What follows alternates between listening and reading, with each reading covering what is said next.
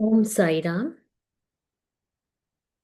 My name is Geeta Mohanji Acharya, and today I will be reading chapter 39 from Sri Sai Satcharitra. There are a few invocations um, from this chapter before we start. Prayers. I bow down to Sri Ganesh, Sri Saraswati, my Guru, to my Kula Devata, to Sri Sita Ramachandra, and to Sri Sadguru Sainath. This chapter is basically a discourse on the essence of a verse from Sri Bhagavad Gita, and it's also about the creation of the Samadhi Mandir. So Himatpan says, "Twice blessed is Shirdi and blessed is Dwarka Mai, the dwelling place, where Sri Sai, the purest one, lived amidst all until he left his mortal coil. Twice blessed are the people of Shirdi, for the sake of whom Sai has come from such a long distance, for whatever be the purpose, and obliged them." Shirdi originally was a small village, which only became important because of Sai who lived there. It became a holy place because of him and became a place of pilgrimage. Blessed are the women of that Shirdi, and blessed is their singular faith. They sang about the unparalleled glories of Sai while bathing, grinding, and chaffing corn. Twice blessed is their love. They sang excellent songs. Listening to some of the best from amongst them, the minds became calm and were pacified. Therefore, for the benefit of the listeners during the narration, at the opportune time to satisfy their curiosity, I shall narrate them so that they are satisfied and contented. Sai appeared first in the dominion of the Nizam, seated under a mango tree near the road, and came unexpectedly to Shirdi with a marriage party from Dhoop Kheda. From this village, a very holy person by the name of Chand Patil was the first one to find this treasure. The others had just the darshan.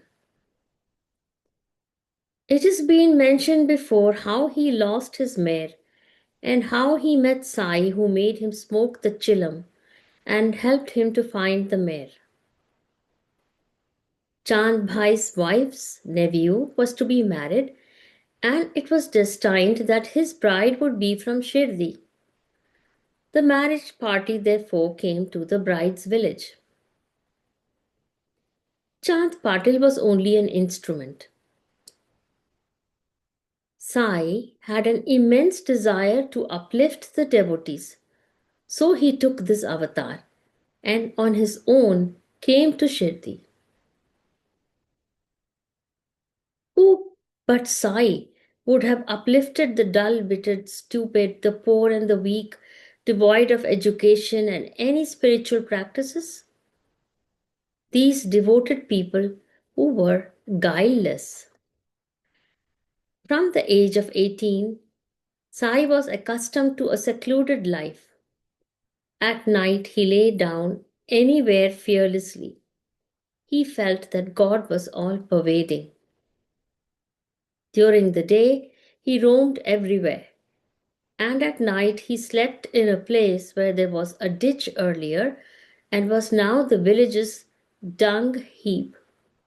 And many years passed thus. The time came for a change in the destiny of the ditch, and a magnificent mansion was erected over it. It was of Sai, the compassionate one. Ultimately, that same ditch became the sanctum where Sai's body was given eternal rest and his samadhi was built.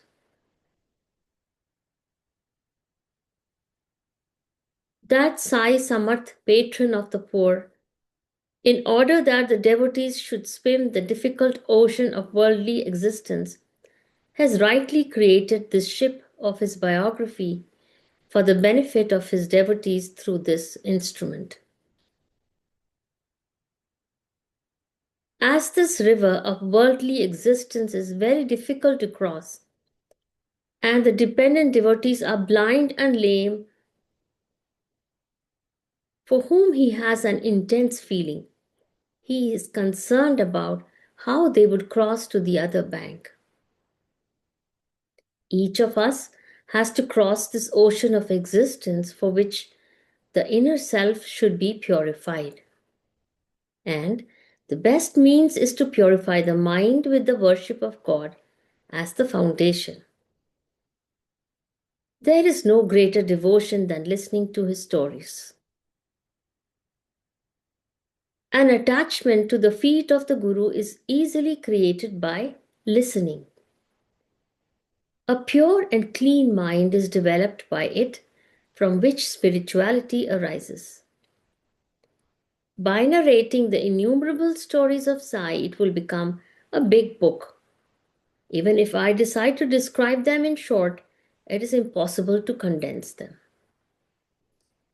As the fondness of the listeners increases to hear them, so also does my desire to narrate them. Let us mutually fulfill our wishes and attain our welfare. Sai only is the helmsman. Sai only is the helmsman, and concentrated attention is the boat.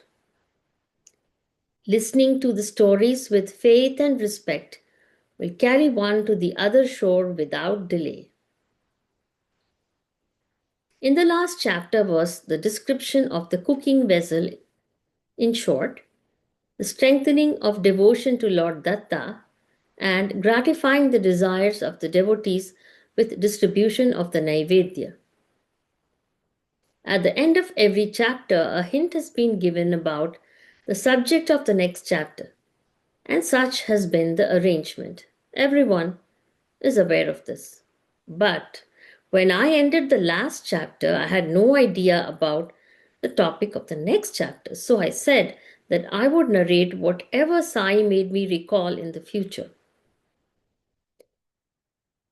As I had clearly said, I now narrate what I recall with Sai's grace to the listeners. It is presented with reverence. Therefore, I earnestly request the listeners to push aside all their difficulties and to pay attention with a calm mind. They will be pleased.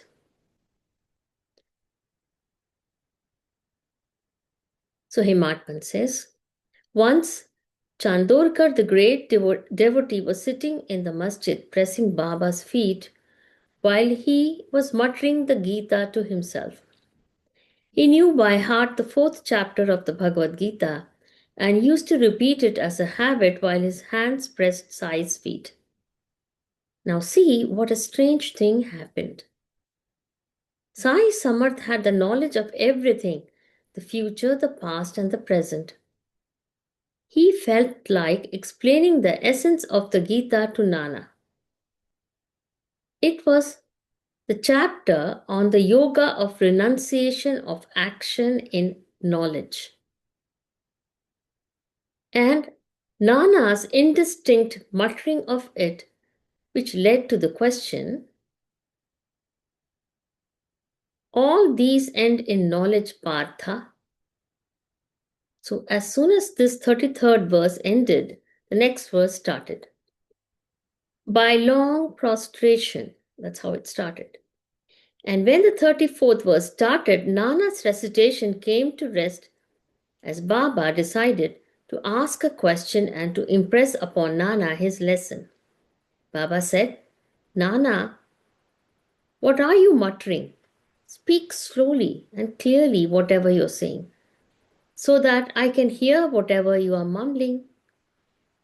So, when he was asked to recite, obeying the orders, Nana recited all the 4 lines of the verse. Then Baba asked him to explain it with all the details. Nana, with great humility and with folded hands, happily and in a sweet voice gave his reply, explaining what the Lord Sri Krishna had to say. Now, so that everyone should clearly understand the dialogue between Sai and Nana, we shall take the original verse from the Gita, quoting word by word. To understand the correct meaning of this question, as also the saint's mind, this practice should be followed whereby the meaning becomes clear and free of doubts. At the outset, Sanskrit is a difficult language. How did it become easy for Sai to know it, to be able to ask such questions in depth? Inconceivable is the knowledge of the saints. When did he study Sanskrit? When did he read the Gita? No one knows. Yet, he asked questions about the deeper meaning of the Gita as a knowledgeable person. For the satisfaction of the listeners and so that they get the idea of the original verse, I shall give the words of the Lord Sri Krishna, which will be a great help for the discussion. Tadvidhi pranipatena pariprashnena sevaya upadekshanti te jnanam jnaninastattvadarshinaha. This is the original verse from the Gita. See, the meaning as per the language. There have been innumerable commentaries upon it which agree as to its meaning. Nana was well versed and had deeply studied the Gita. He started explaining the meaning of every metric foot of this verse. In a sweet, melodious voice, modestly and humbly, thinking of the natural order of construction of the words. With respect, he said, making prostrations at the Guru's feet, giving one's life in the service of the Guru, and questioning the Guru respectfully, then those who have attained the real knowledge will give instruction of that knowledge. In a sense, Krishna, the embodiment of mercy, is explaining to Arjuna with love that service to the Guru and prostrations to the Guru are necessary to attain the real knowledge. Arjuna, if you follow this path, then those who have real knowledge will show you the way for the achievement of that knowledge. Baba, said Nana, this is the meaning that I know. Sai somewhat accepted the meaning of the first two metric feet, but listen to what he said about the rest. Now, the other devotees who were sitting there were eagerly looking like chakor birds at Sai's full moon face to savor the particles of nectar, with their mouths agape and awestruck. Baba said, Nana, take into consideration the third metric foot once again. Before the word jnana, there is a sign of suspension. Bring that into meaning. Am I saying something which is the opposite of it? Am I twisting the true meaning? Are the earlier commentaries untrue? Do not unnecessarily believe that. Where you say that philosophers and those who have attained real knowledge will give instruction of that knowledge, if you use the word ajnan, ajnan means ignorance. If you use the word ajnan, then you will get the real meaning. Jnana is not a subject matter of words. How can it be taught? Therefore, take the opposite of the word jnana, and then it can be experienced at every step. I have listened to the meaning that you have given using the word jnana. What do you lose by taking it as ajnan? Ajnan is a subject that can be discussed, but Jnana transcends words.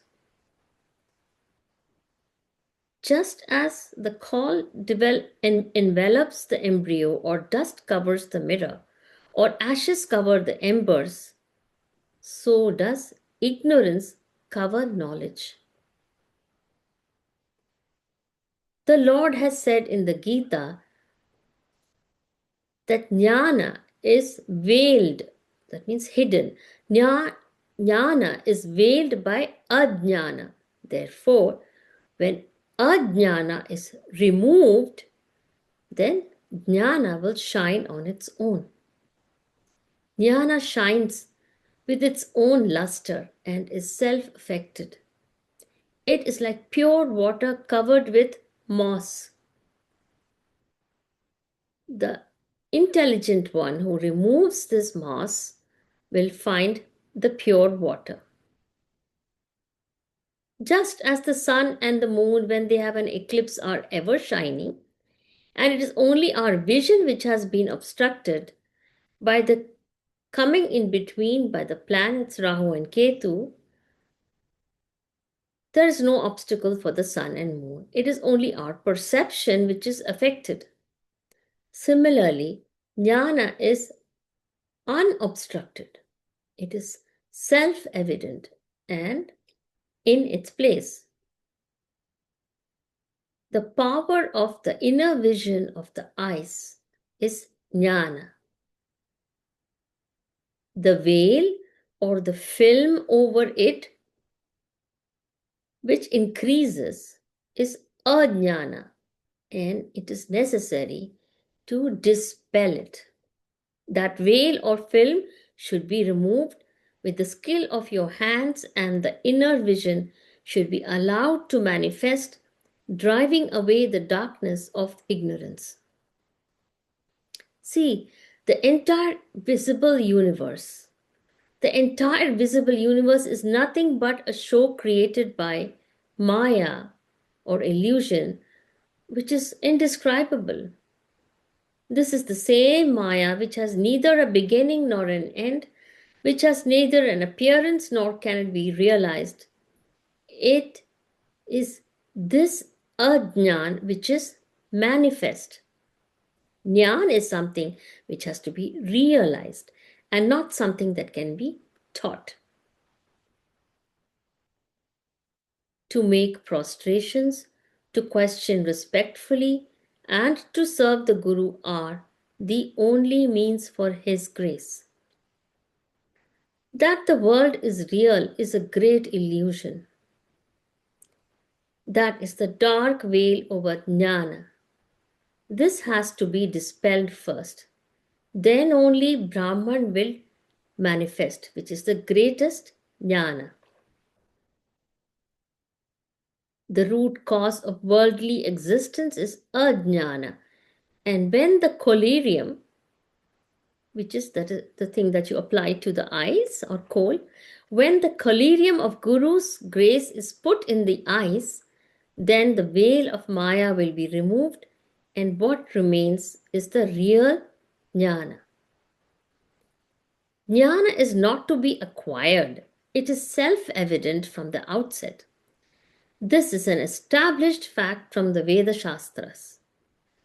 The real impediment to the acquisition of jnana, the real impediment to the acquisition of jnana is ajnana.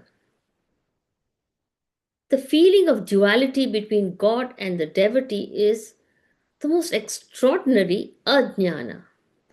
When that ajnana is dispelled, what remains is absolute jnana.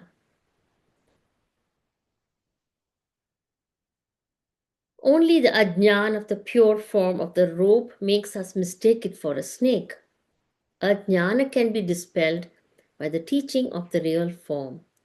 Then will remain the jnana of the rope. When gold is hidden under dirt, it can shine only when the impurities are removed. But to make it appear like that, it is necessary to purify it with fire. The root cause of birth of a being is Maya. The being moves according to its fate.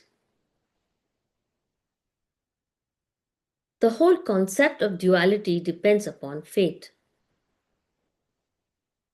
The ego about the body is due to ajnana.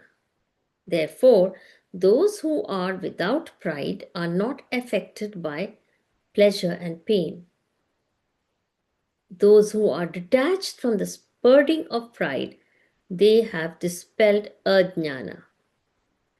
Where there is ajnana of one's own self, that is the birthplace of Maya.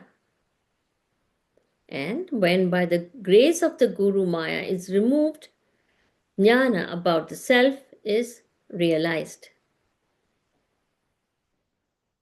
Why should one use other debilitating practices except for devotion to the Lord? Even Brahmadev is subject to Maya, and only devotion frees him. Even if one has attained Brahmalok, there is no mukti without devotion. If one forgets devotion there too, one has to get back to the cycle of birth and death. Therefore, for Maya to be dispelled, the only means is worship of the Lord. A devotee of the Lord has no degradation and is not attached to this worldly existence. People say that Maya is false and she is a sorceress, entangling even the knowledge in its net all the time. But a devotee can make Maya dance to his tune. Where even those who are rich with knowledge are deceived,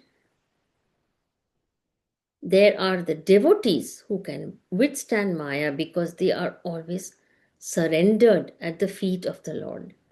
Whereas the knowledgeable, they are proud of their knowledge. Therefore, to overcome Maya, take refuge at the Sadguru's feet and wholeheartedly surrender to him. The fear of the worldly existence disappears immediately.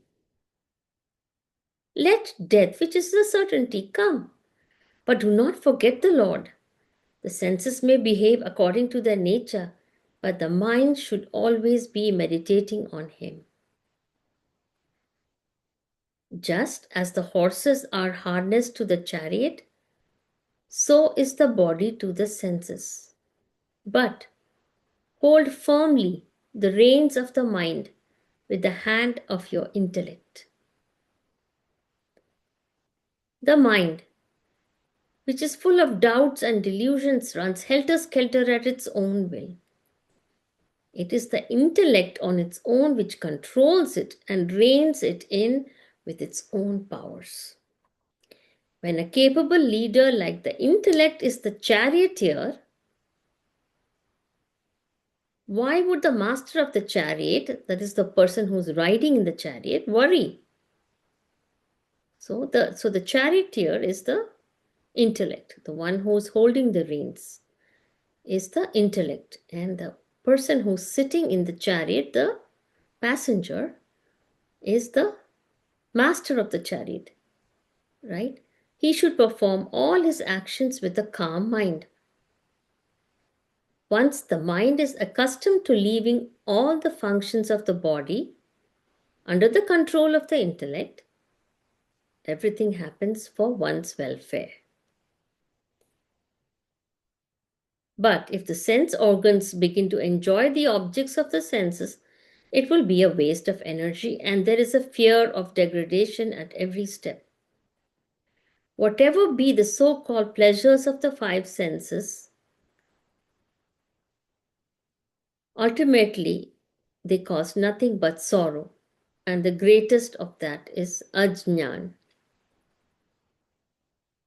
Just as a deer beguiled by sound ultimately meets its death, and the elephant gets caught by its need for touch, and entranced by the beauty of the light, a moth loses its life by burning its body. The fish which savors its food and bites the bait immediately loses its life. The bee, bewitched by the fragrance, becomes a prisoner in the lotus. Similarly, the involvement of just one sense causes so much harm.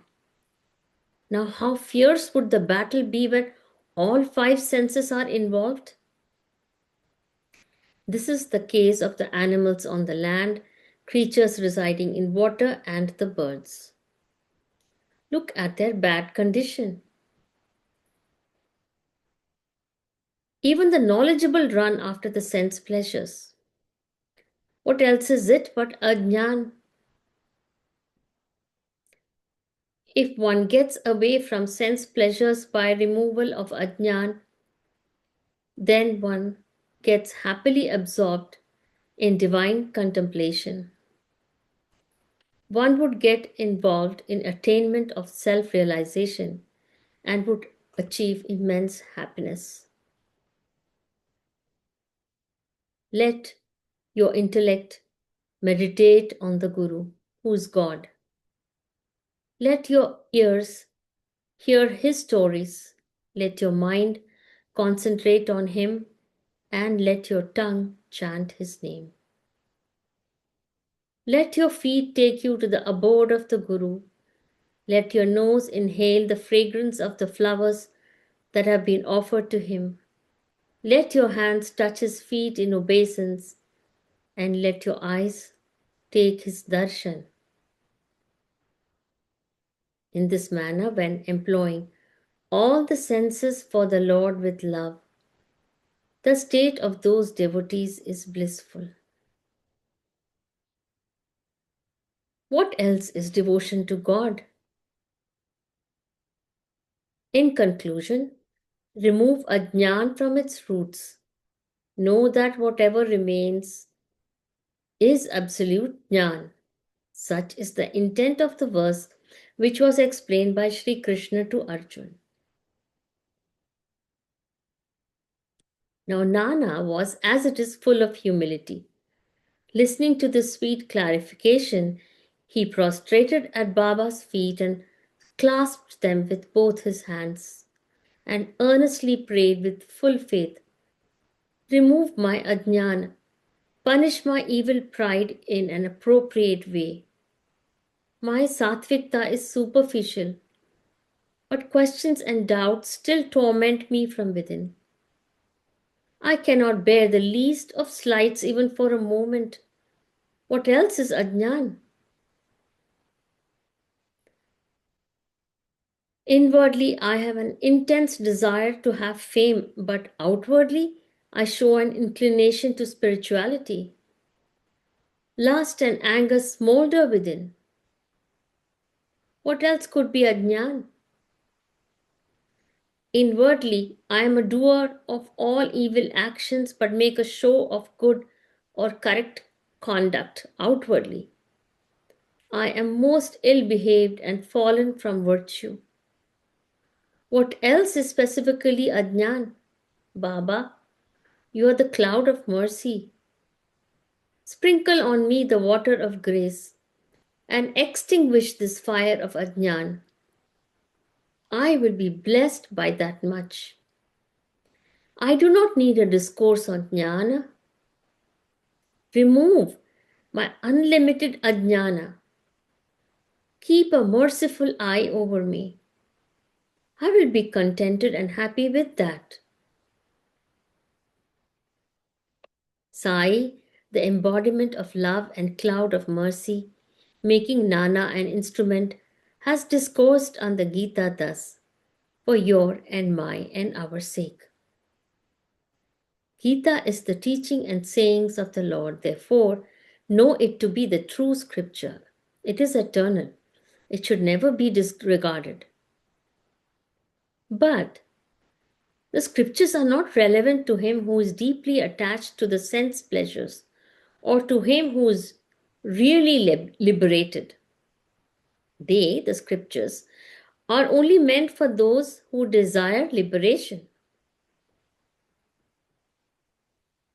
I, who am fully absorbed in the senses, When will I be liberated? These scriptures are meant only for those desiring liberation and thinking in this manner so that they are saved.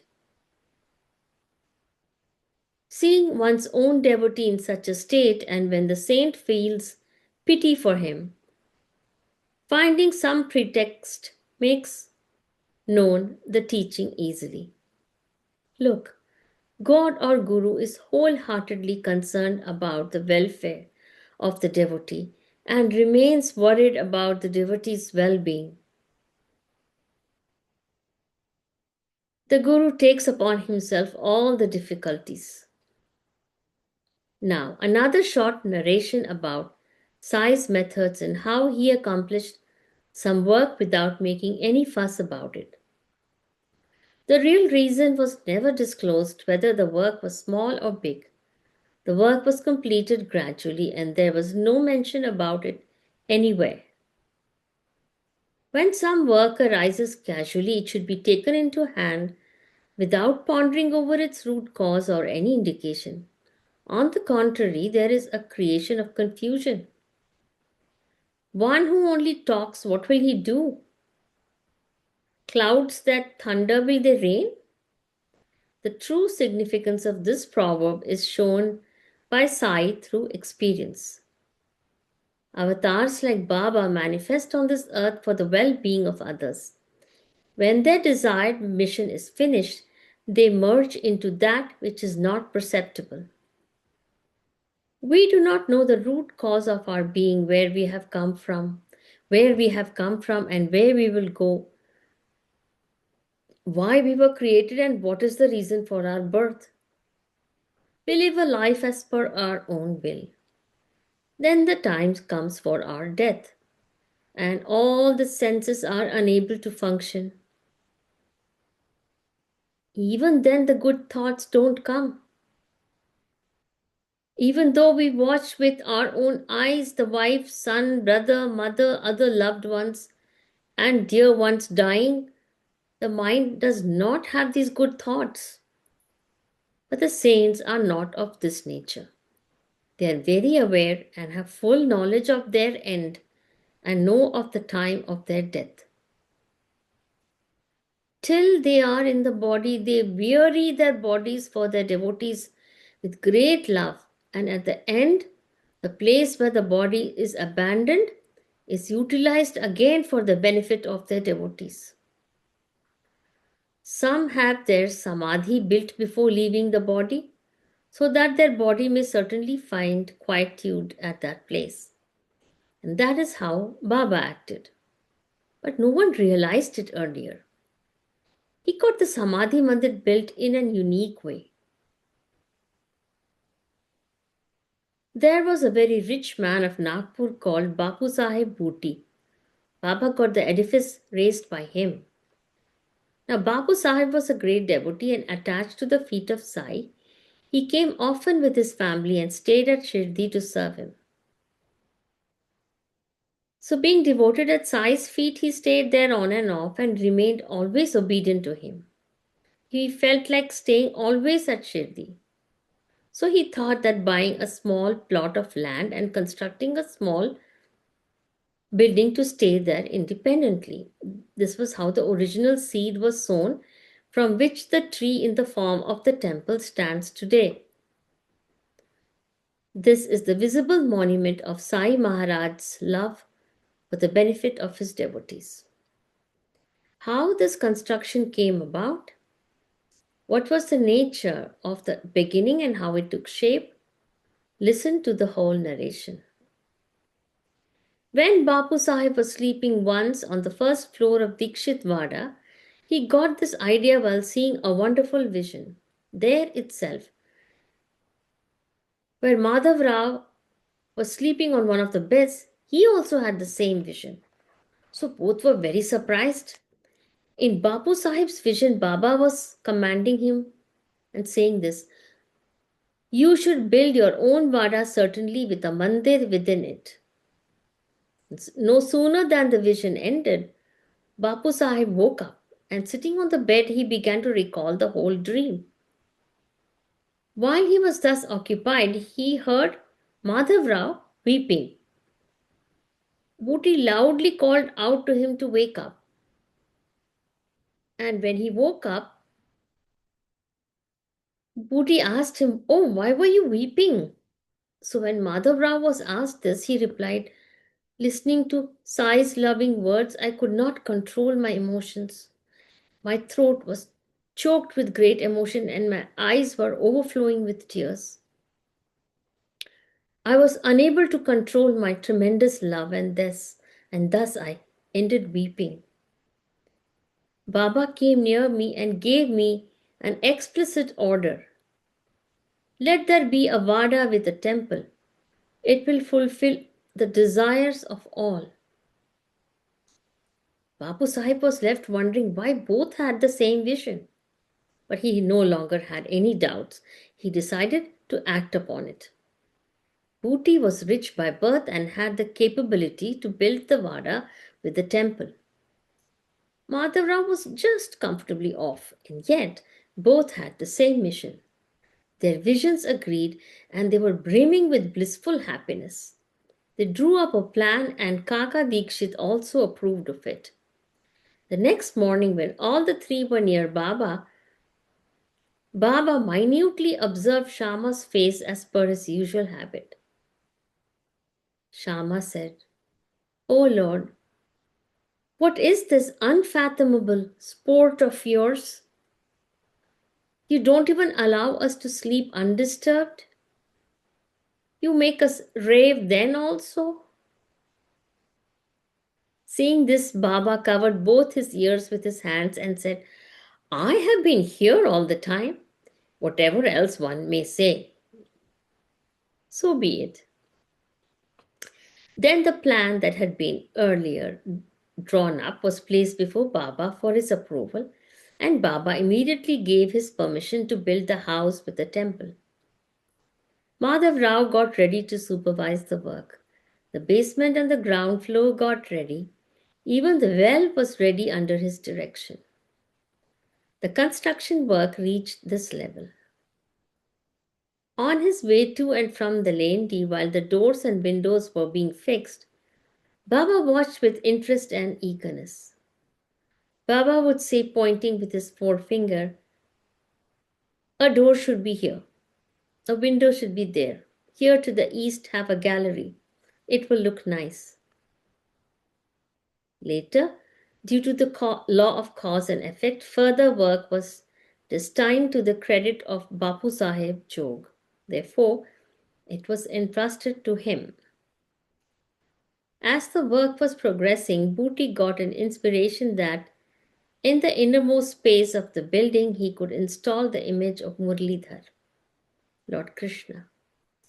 Though he got this idea, but without knowing Baba's mind, Booty never initiated any work without getting the Guru's permission. This was his regular habit.